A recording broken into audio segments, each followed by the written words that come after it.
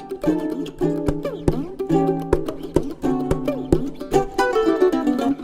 to the Mental Breakdown. I'm Dr. Berney. I'm Dr. Richard.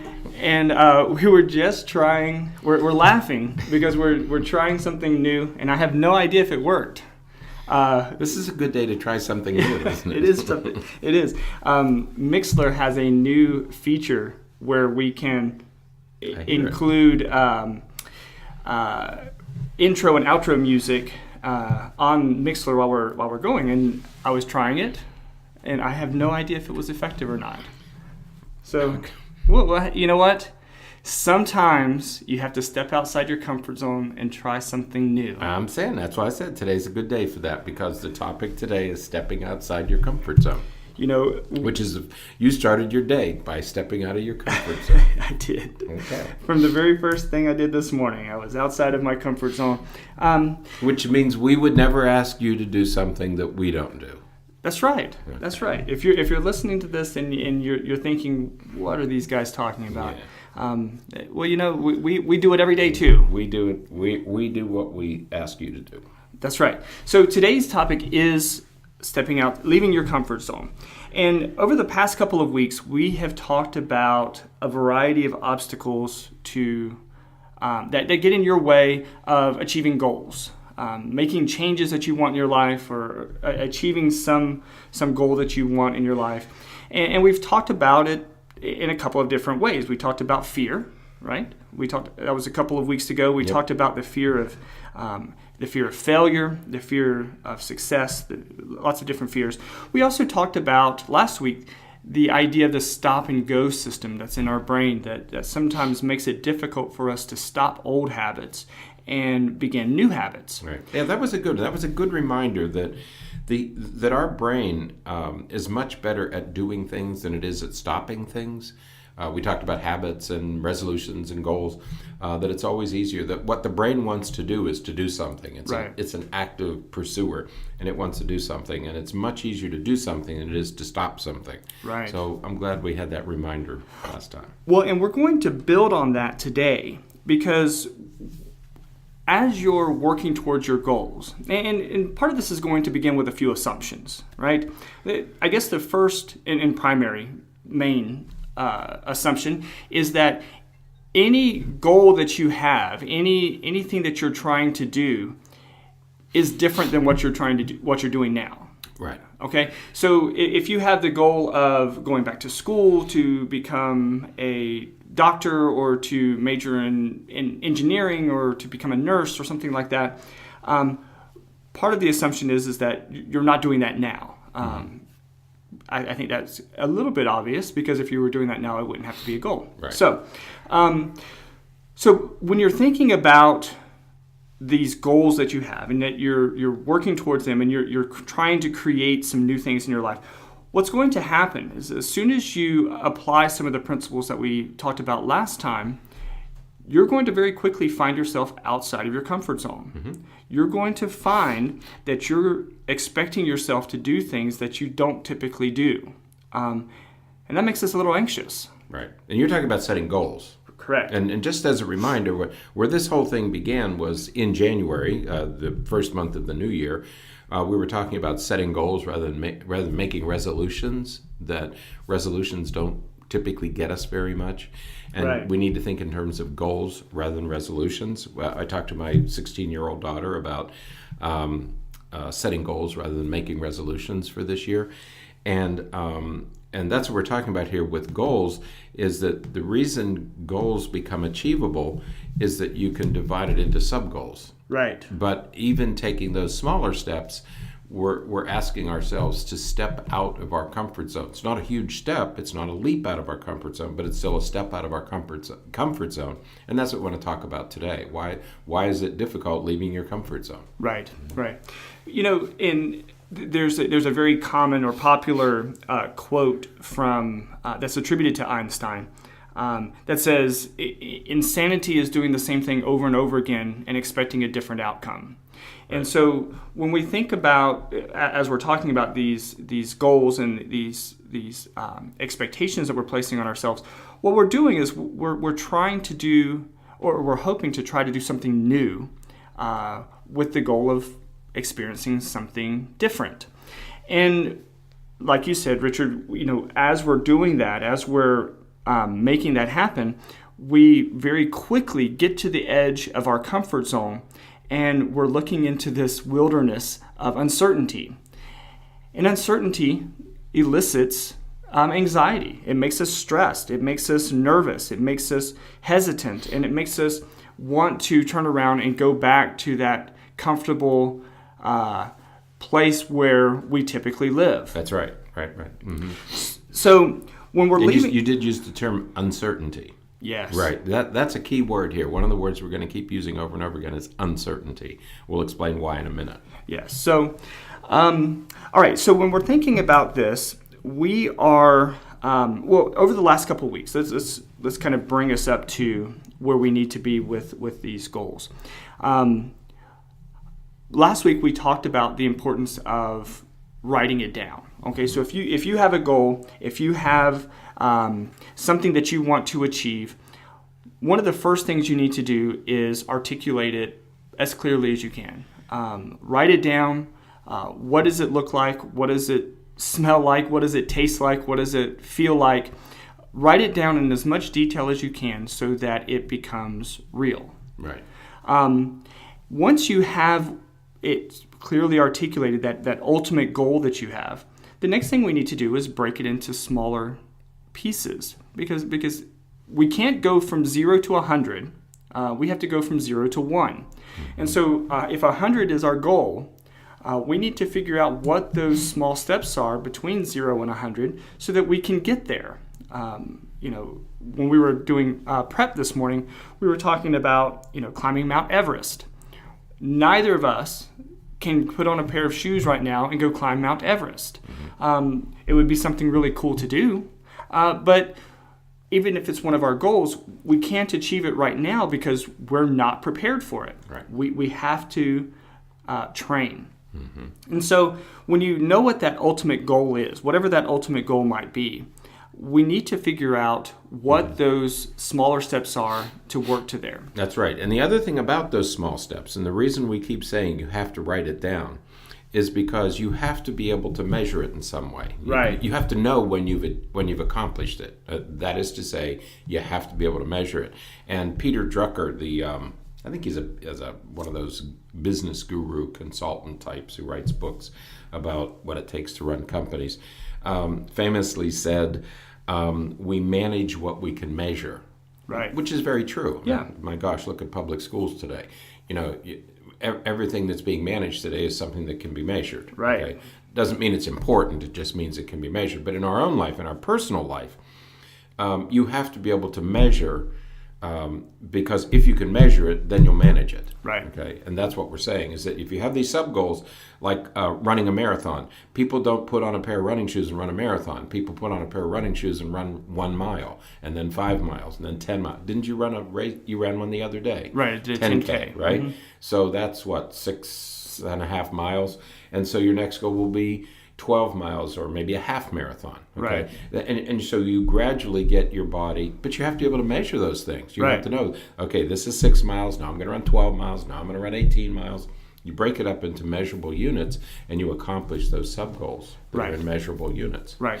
And the idea here is if we think about this in, if we try to create the mental picture of what we're talking about, so you're sort of standing on the edge of your driveway, and you're looking down the road, and you see where you want to go. I mean, it may be, sort of like Oz, way down, yellow brick road, way down there.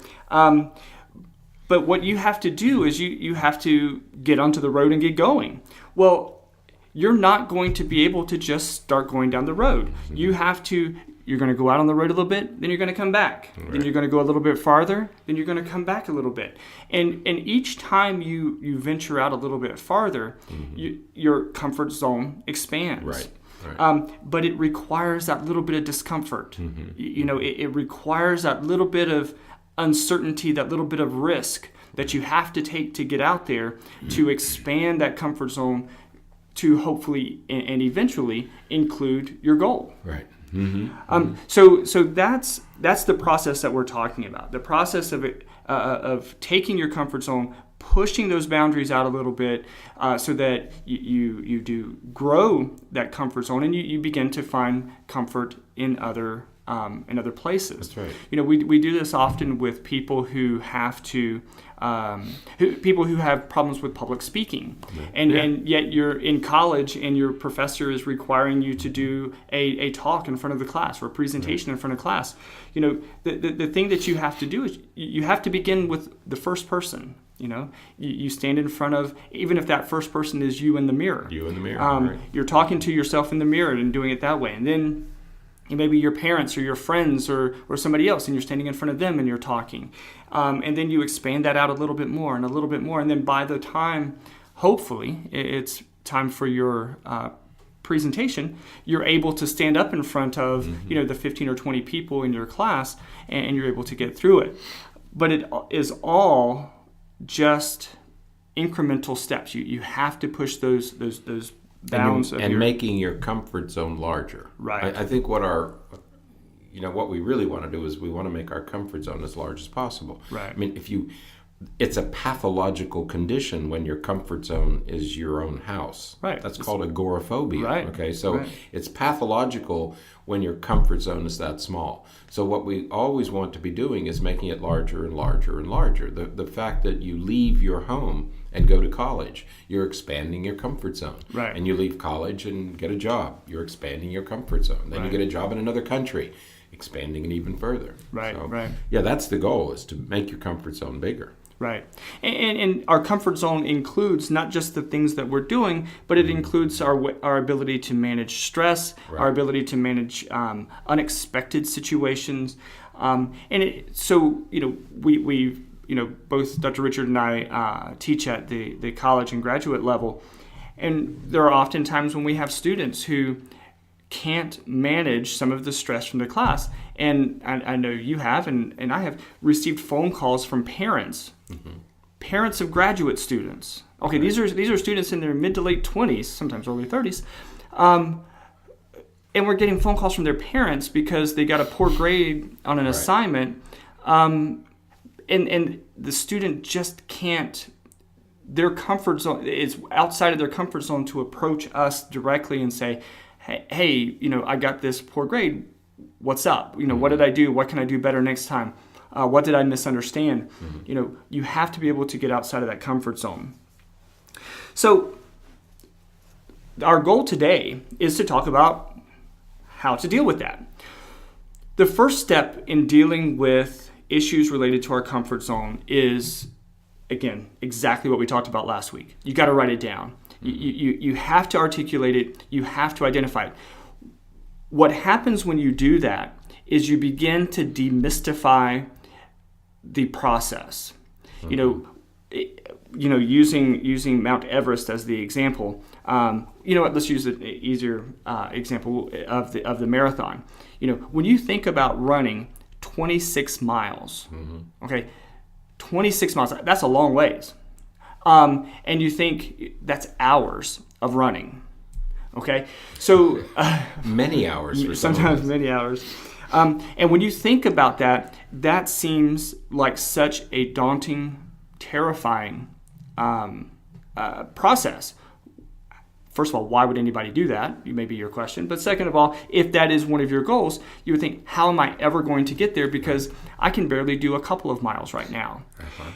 Well, as you begin to break it apart, and they've done this a lot of time in a lot of different. There's a lot of different sources of training programs to prepare for marathons, and what all of them do, they start with day one. Day one, jog for a mile. Right. Day two, rest. Back to your comfort zone. Day three, run for 3 miles. Or go for 3 miles. Run as far as you can, then finish the 3 miles walking if you have to. Day 4, rest. Back to your comfort zone. And so each time you're going out a little bit farther. And over the course of a couple of weeks, now your comfort zone is going to include 3 miles. And so the first day of week 3 may be run 3 miles. Right. So each time it gets a little bit farther, and by the time you get to the end of the training program, which may be an 18-week program, maybe a year-long program, by the time you get to the end of it, you're ready to run 26 miles, and you've trained your body to get there because you've expanded that comfort zone. But it began with breaking down the goal into measurable, meaningful, step-by-step, baby step pieces. Right. That you can handle. handle. So each step is a little bit beyond your comfort zone. Because what we fear is what we don't like, what our brain doesn't like is uncertainty. And every time you ask yourself to do something you've never done before, you're creating uncertainty. And that's what your body's reacting to is, oh my God, I can't do that. And of course, what we learn in the process is that the challenge that you're facing is always easier to accomplish than you anticipated that it would be. Right. So it's easier to get there than you think it's going to be, as long as there's small enough steps. Yeah, I had a patient say something wonderful to me yesterday. We were talking about some of these things, and she says, I never thought about it, but every time you tell yourself that you can't do something, if you look back, every time you told yourself that you couldn't do something, you ended up doing it. You could. Yeah, right. You were able to do it after all. Right. Because we tend to get these thoughts into our head that, no, that's way beyond my ability. That's way beyond where I am. And what we're really saying is that's well outside my comfort zone. I think that's one of the main points here, is not that I can't do it. It's outside our comfort zone. Right. And we're kind of, I'm being cautious that we don't go off on too much of a tangent, but this is part of what we were talking about last week, that you have to imagine yourself being able to do it. I do that process a lot with patients where I get them to close their eyes and imagine yourself there. Imagine yourself doing it. Imagine what you feel like when you're doing it. Because if you can imagine yourself there, you can get there. Before you can, you have to think you can. Right. Right. Yeah, and that's very true. Because what you're doing is you're pushing your brain. The first step is to get your brain there. Once your brain is there, your body will follow. Right. Diving off diving boards and platforms. Rule number one is your body goes where your head goes. Your body will follow your head. Right. And it's the same with this. Is if you can think it, you can do it. You just have to break it up into small enough. So remember, your body's going to follow your brain. Exactly. Right. Exactly. So you have to imagine it. You have to be able to think it. And again, that process of writing it down really helps you with that. Right. You can't see yourself running 26 miles, but can you see yourself walking a mile? If you can see yourself walking a mile, that's the first step. That brings up another point that I hadn't thought about before. But when we do the writing process, we keep hammering away. You got to write it. You got to write it. I hate to write stuff down. I always rebel against it. But it is absolutely essential. I mean, give up and start writing it down. Stop fighting that battle. But when we do the writing process, there's a famous phrase in writing where we say, you learn to write, but you write to learn. And that means that when you're writing, you suddenly discover what you don't know.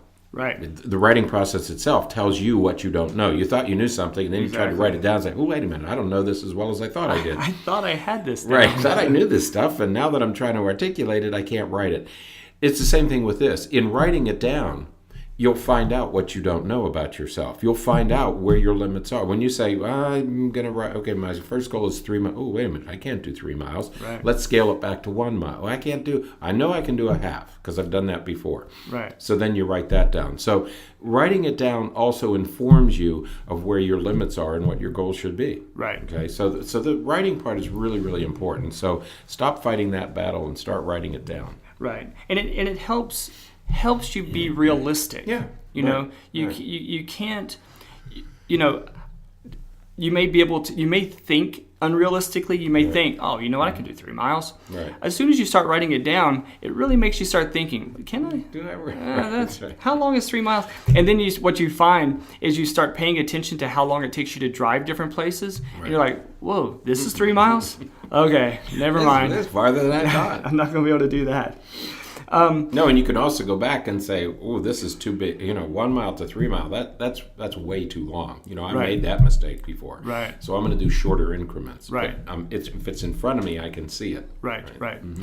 And the alternative is correct also. You may do 1 mile and you may say, well, you know what, I need to just go to 2 miles. Right. But you may think, you know what, I'm getting back into this pretty good. Let me see if I can go ahead and get the 3 mile. And you push that comfort zone a little bit more, a little bit quicker, hopefully in a healthy and safe way. Right. And then suddenly you're further along than you thought you were, and again, that's going to create motivation, which we'll talk a little bit about next week. That'll create some motivation and some drive to get you to do more and go faster. So this, we spent a lot of time talking about this from, again, last week, but you got to write it down. That's such a critical, important piece. The next step is you have to do something when you feel the discomfort. You need to acknowledge going into it that you're going to experience the discomfort. I know when I go running, my biggest task when I go for a jog, because I'm training for a longer run now, but my job right now is I have to push myself through the first half mile.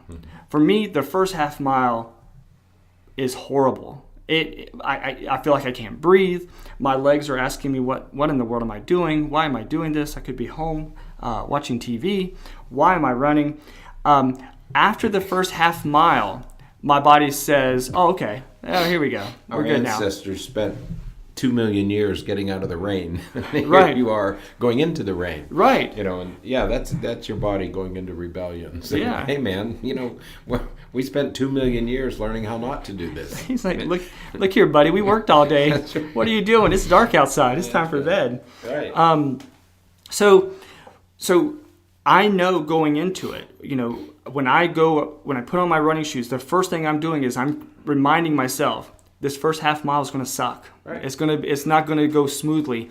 I need to work through that because I know that once I get through that, then I have a clear impression of how my body's going to do with the run today and how it's going to happen. So you have to go into these processes with that in mind. You have to acknowledge that. Don't create these delusions that, it's going to be fine because everything's going to be great. I hope that they will be, but you need to be prepared for the discomfort. You got to be prepared for your body, your mind, your brain to kind of buck against the idea just a little bit and say, okay, well, how am I going to handle that then? When that does happen, there's a few things that you can do to deal with it. Again, for me, I know, because I've done it enough times now, I know when the discomfort's going to end. And so I am able to apply enough pressure to myself to get through. I run a very similar track each time. And so I know the landmark that I have to get to. That by that landmark, that discomfort will be gone. For other times, for other people, we may not know exactly when that is, and so we need to apply some other principles. One thing is this idea of mindfulness, right. Where you settle yourself, you bring yourself under control. You think of where you are. You get acquainted with how your body's working at that moment in time. What mindfulness does is it really centers you to right now. It brings you back to the moment so that you can focus on who you are, where you are, what you're doing, how your body's responding to things, and it relieves stress. It calms some of that activity in the brain, and it brings you back to real life. So starting out with that discomfort, when you don't know how or if or when it's going to end, you need to apply some relaxation techniques, some mindfulness-based types of techniques to calm yourself and bring yourself down under control. Another thing to do is when you are experiencing some of that discomfort, again, it kind of varies depending on what your goal is and what you're doing that's pushing you outside of your comfort zone, sometimes it's okay to come back to your comfort zone a little bit. It's not all that bad of an idea. Our comfort zone, for example, may be resting after work. Your comfort zone may be when I get home from work, I go to my recliner and I sit down for a little while. And you're wanting to get out of that comfort zone by exercising. Well, so you go out and you exercise, and your body is not very happy with you, perhaps because of the exercise that you just did. When you get home, it's okay to sit down in your chair. It's okay to come back to that comfort zone a little bit and relax and tell your body, hey, I still like you. It's okay. Mm-hmm. No problem. We're back here. We're gonna push the limits a little bit, but then we're gonna come back and we're going to be able to relax a little bit afterwards. Now, I usually discourage people from doing things like going out and exercising and then, going back to your comfort zone of eating a hot fudge sundae, right, just because that don't go back to that comfort zone. That sort of undoes all the work that you've just done. Mm-hmm. But finding an alternative to that, again, like we talked about last week, finding something else to replace that unhealthy comfort zone, but is close enough to the comfort zone that your body's okay with it. Richard, you mentioned a quote this morning that I thought was really good about when life begins. Right. It says that life begins at the edge of your comfort zone. That's right. And I wish, that's the second thing I'd like for everybody to hear about this. Life begins at the edge of your comfort zone. You got to get beyond that, because that's where you're going to start to enjoy your life. That's where you're going to start to feel good about yourself, is when you go beyond your comfort zone and you keep expanding that comfort zone. Right. And what you begin to realize is that there's so much more right. than what you see in that comfort zone. Right. There's so much more to life out there that you can experience. And we have to understand that, we talk about the neuropsychology of tennis and the neuropsychology of this, but there's even in a sense a neuropsychology of the comfort zone, because once again we want to remind listeners that you're pushing against what your brain is trying to do. Right. Our brains like certainty. They like order. They like structure. They like predictability. Right. Many of you who studied education or psychology recognize the name Jean Piaget. And Piaget told us that children develop, mature, and become better and smarter and stronger and faster by dealing with uncertainty in their environment. And right. They're always trying to make sense of their environment. And he even had a word for it called disequilibrium. He right. said, we're always seeking equilibrium. And he said, when we encounter disequilibrium, that is, when we step outside our comfort zone, we learn something. Mm-hmm. Okay, we call it discomfort. He called it disequilibrium. But what that feeling comes from is our brain wants certainty. Our brain seeks security. Our brain seeks predictability and what it already knows. And so your brain is going to tell you, stay where you are. Stay right. where it's safe. Because as a species, if we didn't recognize something, we treat it as though it's dangerous. Right. Our first response is, if I don't recognize this, if I'm not sure what this is, I'm not going to take a chance. Okay? Right.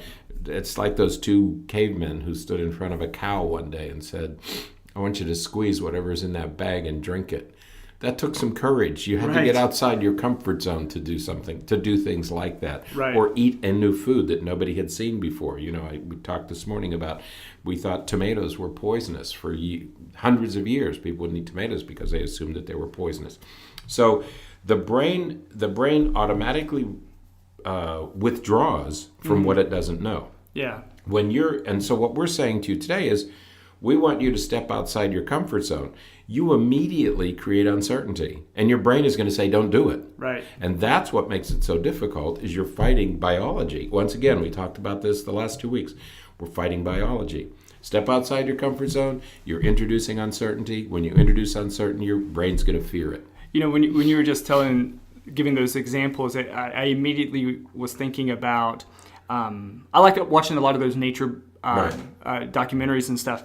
And when I think about Africa, the most terrifying thing about Africa to me are lions. Lions just seem, they're fast, they're strong, they can jump, and they but you'd probably be killed by a mosquito. Right, probably. That new thing going. Right. Oh my gosh. But I was watching a documentary, and they were talking about this tribal group that, because of the animals and stuff that is around, hunting is somewhat difficult. The animals are so big, it's difficult for them to hunt them. What they do is they find a lion's kill. So lions are sitting there, eating their kill. Right. 3 or 4 of these guys will just start walking up to the kill. And, the lions are sitting there eating, and these guys with nothing more than like a bow and arrow are walking up to this, the dead zebra there while the lions are eating it. And the lions look at these guys like, what are these guys doing? Now, that, my friends, is stepping out of your comfort zone. So when you think about the first guys that were thinking about it, I got a good idea. Let's give this a shot. But it is very successful for them, because what they found out was that kind of behavior sort of freaks the lions out. They're like, what's going on? And the lions will run away. Temporarily, they'll run away for a little bit, long enough for them to get some of the meat so that they can take it back to their the hind quarter and bring it back to the camp. And then they just they just turn their backs and walk away, and they do this. Yeah, I'm gonna talk to the first guy who said, "Hey, I have a good idea." His friends must have been like, "Yeah, buddy, you go ahead and do that. Go ahead, we're right behind you." But that's pushing it. That's a good example. And that's what's really that helps them survive. That helps that tribal group survive. But see, what spurred that is motivation. Right. And we're going to talk about motivation next week, because motivation is a part of this. Exactly. They had to take a bold step, or they risk starvation. Exactly. Okay? So with enough motivation, you'll step outside your comfort zone. Absolutely. And again, that's why this process. That's why we can't view the setting and working towards goals as an arbitrary, just I'm going to do it. Right. It needs to be organized. It needs to be structured, because when it is, it makes it real, it makes it valid, and it makes it meaningful to you. And once it's meaningful, that's where some of the motivation, at least the motivation to start, will begin. Because now it's meaningful, now it's something that I'm going to do, now it's going to happen. Right. When we just say, oh yeah, I want to be, I remember when I was a teenager, the delusion that all teenagers have, that, I'm going to be a millionaire by the time I'm 25. There was no plan. There was no structure to it. I had no idea. I still have a hard time even imagining what $1 million is. That's a lot of money. But you think that we set these arbitrary goals, right, and then we fail at them. We fail at accomplishing them, and we evaluate ourselves based on that. Well, I can never meet my goals. Well, what process are you going through, and what are you doing to push yourself outside of your comfort zone so that you can accomplish these goals? That's a lot of what therapy is. When we see patients, a lot of what we do is encouraging and therapeutically supporting people to step outside of that comfort zone and explore the world in a little bit different of a way. That's right. Because that fear it's so natural to have that fear. And I think that's the first thing that I would like for all of us to acknowledge and to share. You're going to have that fear. There's no way to avoid that. Right. It doesn't matter where some of us have bigger comfort zones than others. Right. But again, that first step outside the comfort zone, no matter where it is, you're going to be a little bit fearful, you're going to be a little bit intimidated, because that's what the brain is going to do. It's going to initially be afraid, and it's going to tell you not to. That's your default setting. Don't do it. It might be dangerous. Right. And you have to overcome that fear. Right. We've done presentations in front of audiences of hundreds of people. Right. But I'm not going to walk up to two lions while they're eating a zebra. It's outside your comfort zone. Well outside of my comfort zone. I'm not going to do that. Now, if there was a glass there or something, we can approximate and get closer to it. But, it's tough to imagine. Right. But like you said, if there's motivation enough, if it was you're that or starving, die, right. there may be some additional motivation that would push us in that direction. Now, luckily for us, many of the goals that we try to set are not life or death. Right. Ours are not walking up to 2 lions. Right. Our goals tend to be those things that that have the potential, at least that we hope to have the potential, of making our lives more fulfilling, happier, more satisfying, and that creates a different kind of motivation, again, that we'll talk about next week. But it also requires a slightly different comfort zone. It requires a little bit different of a way of considering what our comfort zone is and how we're going to manage it. Yeah. So, okay. So when we're thinking about this, so what do we do? Right. That's what we want to talk about. So what do we do? Well, first of all, you write it down. Write it down. Okay, write down what your ultimate goal is. You kicked one over again here today when you said when we were in high school or college we wanted to be a millionaire by the time, but nobody said, well, let's make $100. Right. Oh, I can't make well, let's make $20. Yeah. Because that would be your first step to work. Because when you're 17 or 18 years old, you may or may not have had a job at that point in your life. So you have no concept of what it takes to get to $1 million. Okay, right. So that's your ultimate goal. Write it down. But then, what's the first step going to be? Okay, what will your first step be, and when will you achieve that first step? And I think that's the other important thing, is you have to hold yourself accountable as to when you're going to accomplish the first step. So number 1, you write it down. Number 2. You have to be okay with a little bit of fear. Right. All right. Because your brain is going to tell you not to do it. Right. Because once you step beyond, your brain is going to say, whoa, that might be poisonous. That might be bad for you. So but understand, the only thing standing in the way is you. Right. I mean, there's the challenge is manageable. Right. You're going to make it manageable. The only thing standing in the way is you. You have to overcome your own fear. Okay, so right. And once you've done that, then you can take that first step. Then the next thing is to break it into smaller steps that you can manage. Mm-hmm. Know where your comfort zone is. If you don't like talking in front of groups and you have to talk in front of a group, what's the first thing you have to do? Right. Talk to yourself or talk to somebody you know. Start rehearsing, start getting it out. And what you're doing is you're expanding your comfort zone until you can get in front of a class and talk. Right. It's all possible. But it takes effort. And the first step is overcoming the fear. Second step is to write it down in small steps that you can manage. Right. But you have to know where your comfort zone is. Right.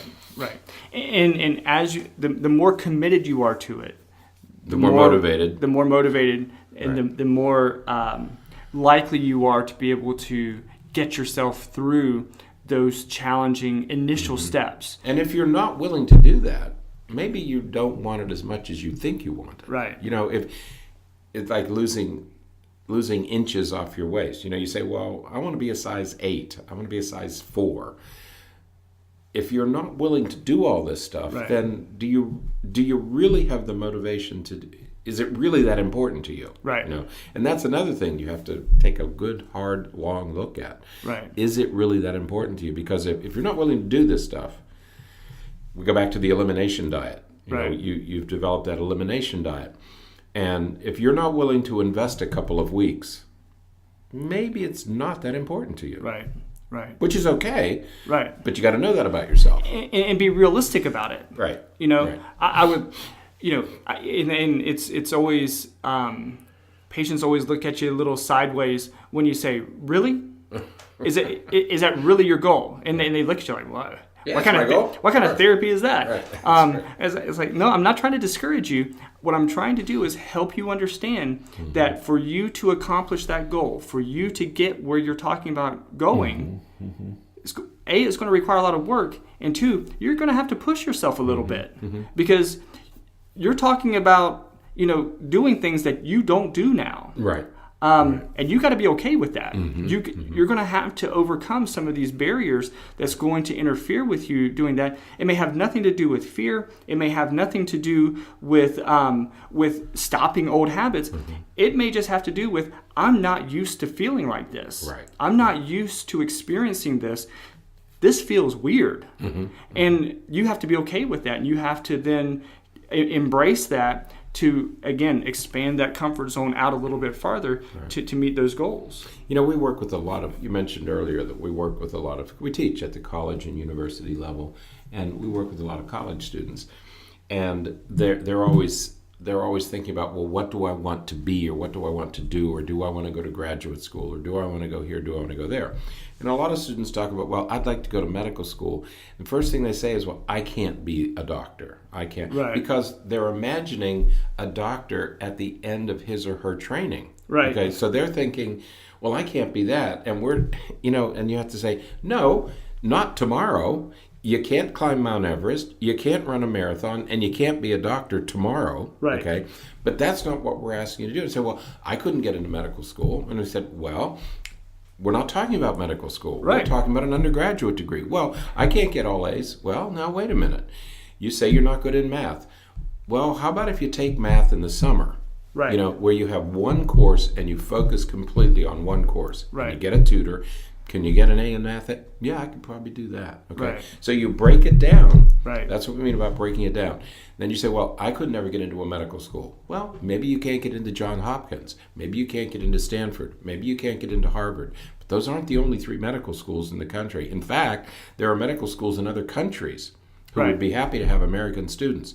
There is always a way. Right. It may not be, Duke, Harvard, Yale, and Princeton. It may not be in that order, but there are places that you can go. Right. Break it down into smaller goals. Right. And again, during this process, what you find is that there are many other alternatives. There's always another alternative to what you want. There's always another way. When I worked at the University of South Florida, there was a colleague of mine who was a research neuroscientist, and he wanted to get his medical degree, and but he had an extremely busy schedule, and he couldn't do all the rotations and everything that was required, and surely what he did was he found that from another country, he was able to work with that medical school to get all the courses that he needed to take, to meet all the requirements that he needed to make, so that he could complete that program while still working and still doing some of the other things.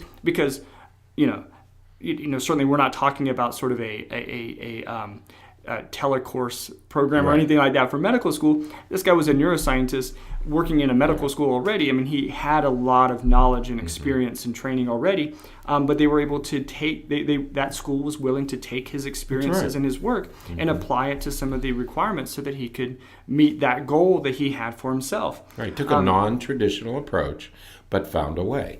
Taking that first step, that was but again, he was motivated, okay, and he broke it down into smaller steps, and then he found a place where he could do that. Right. It's always available. You just have to keep doing it.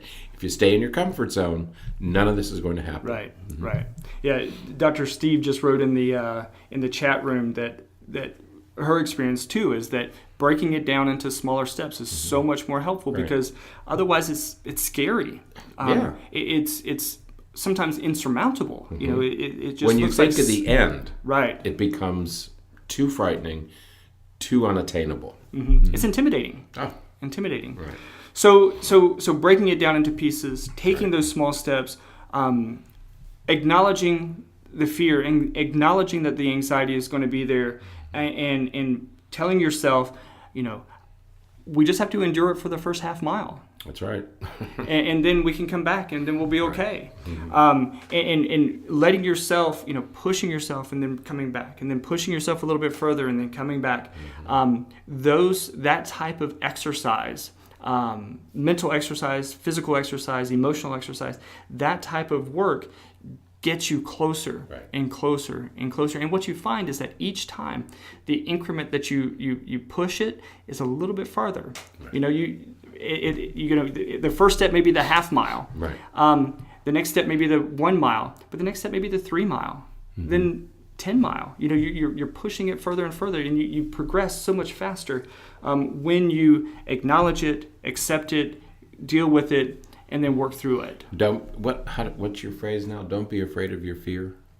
Forget to be afraid. Forget to be afraid, because you are going to be. I promise you, you're going to feel fear. Your brain's going to tell you not to do it. Right. Forget to be afraid. Yeah. Okay. Yeah.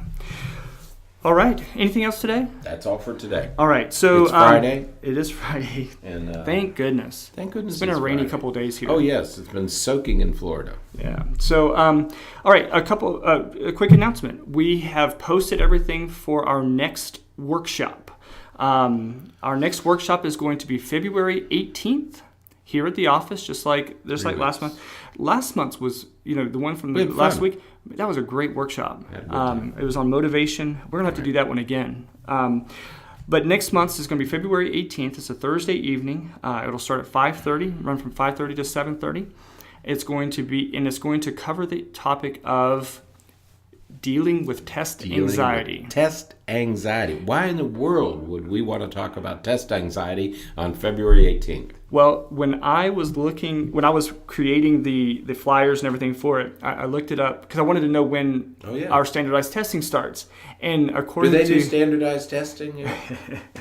According to the website, the words that they use are the testing window opens on February. They did not say that. It does say that. No, they did not. Is that where that's from? The testing window opens on February 29th, which means that starting March 1st, everybody's free game for testing. Did they really say that? Yeah. Testing window opens. Testing window opens. It reminds me of one of those hunting season. One of those. No, it reminds me of one of those pizza places in North Beach in San Francisco, the Italian district, where they sell pizza outside of a window. You go up to the window and buy pizza. But that's something desirable. They make it sound like, the testing window is open. Everybody line up because it's going to be so great. Yeah. No, it's so the testing window is open. Testing window opens on the February 29th. And so the workshop is going to focus on ways that you can help your child, or if you're a teacher, help your students, or if you're a therapist and you want to help your patients, prepare for, deal with, and just cope with the stress that's likely to come. We have those children and those patients and those students who really struggle this time of year because that anxiety that they've been feeling for most of the year now really is accumulating and really is getting to the point where it's going to be realized because the dates are going to be released. The student will know on this date. Here we go. Schools just keep pushing and pushing and pushing and making kids nervous about they have to do well. And, right. Yeah, and if you're on Facebook, there's all kinds of stuff out there about the testing and everything. Sad way to deal with children. Yeah. So that's the workshop, February 18th, from 5:30 to 7:30. If you're a licensed mental health counselor, licensed clinical social worker, or licensed marriage and family therapist, we'll offer 2 CEUs for if you register and attend that, and then teachers will give you any documentation. It will give you a certificate and stuff. So if your principal will give you the in-service credit for it, we'll offer that to you as well. But if you're just a parent, not just a parent. If you're a parent and you want to learn a little bit about that, come on in. Come and hear what we have to say and share what you already know. Some of you have had experience with this, and come and share it with the audience, and we'd love to hear from you. Yeah, the discussions that come out of these workshops are very, very helpful for other people. Enjoyable. Yeah. Mm-hmm. So, all right, I think that's it. Okay. All right. So have a good weekend. Have a good weekend. Until next week, I'm Dr. Berney. I'm Dr. Richard. Have a great weekend, and forget to be afraid. Forget to be afraid.